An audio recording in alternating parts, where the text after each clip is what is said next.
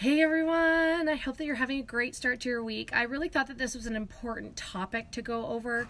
A few years back, I don't know if you've been watching or waiting or hoping that you could get some more information on stuff like this, because a lot of the times we aren't conscious. We aren't conscious of the exact things that we're putting in our body. And about 8 years ago, I was struggling with my hormones.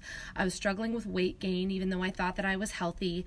I was struggling with my mood, with feeling bloated, feeling terrible. Hey Josh, how's it going? I hope you're having a great day.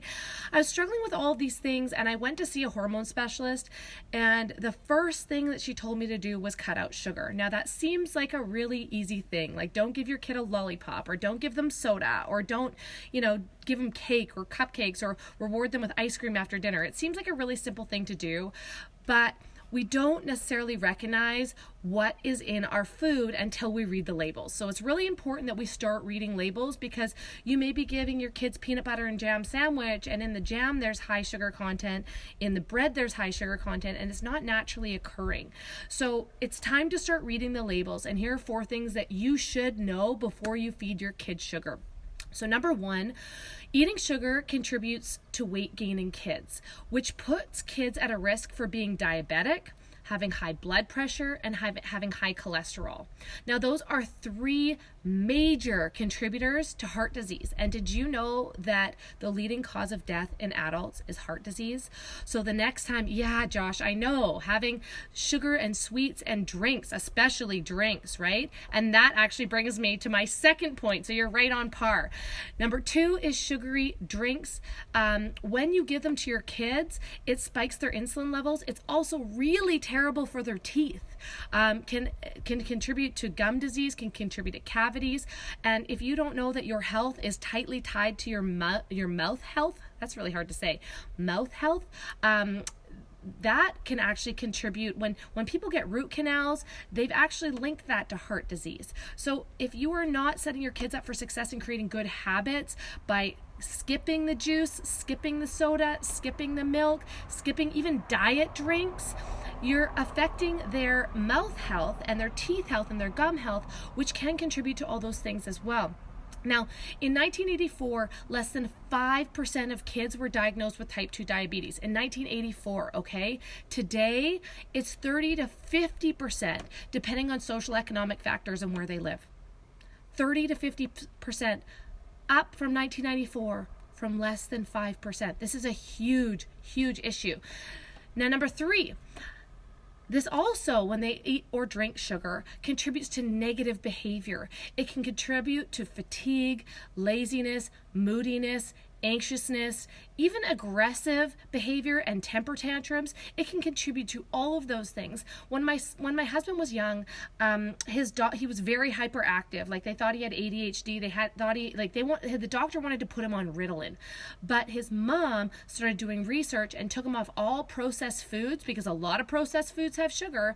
All processed foods, and red dye is also really terrible, and cut out sugar, and he didn't need to go on Ritalin. Like, you have to understand that we can fix this. We can contribute to healthy living and create habits when our kids are young, so that they learn how to grow up eating healthy and carry that forward in their life. Because, guys, the leading cause of death in adults is heart disease. This is a big deal. 1 in 4 adults who die because of heart disease. Now, what number am I on? Number 4. Okay, so I've done 3. Number 4, it actually contributes negatively to your immune system. It breaks down your immune system. So kids that have more sugar intake have more colds, more coughs. It can even contribute to allergens in their life.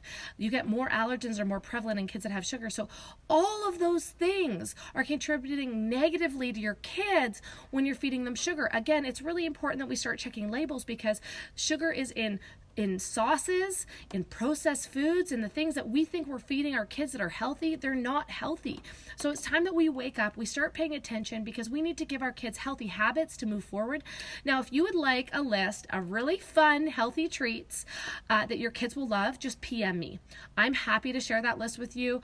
I know we feed our daughter little treats all the time, so that she feels like she's getting a really great balance of healthy nutrition and the treats. And, like all parents, we've rewarded her for eating her dinner with a healthy dessert. We've rewarded her for going to the bathroom on the potty with healthy treats. So there are things that we can substitute instead. I know that my little girl loves drinking collagen. She drinks it and thinks that it's like Kool-Aid. And so she asks for it on a daily basis because she thinks it's juice, but we're actually substituting something that's really healthy for her. So if you want a list of the things that are healthy and fun and kids will love, please reach out to me and I'm happy to provide you with that list. But until then, please pay attention.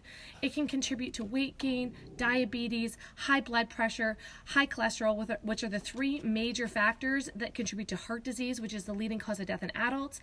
It can contribute to negative behavior such as laziness, even temper tantrums, moodiness, anxiousness.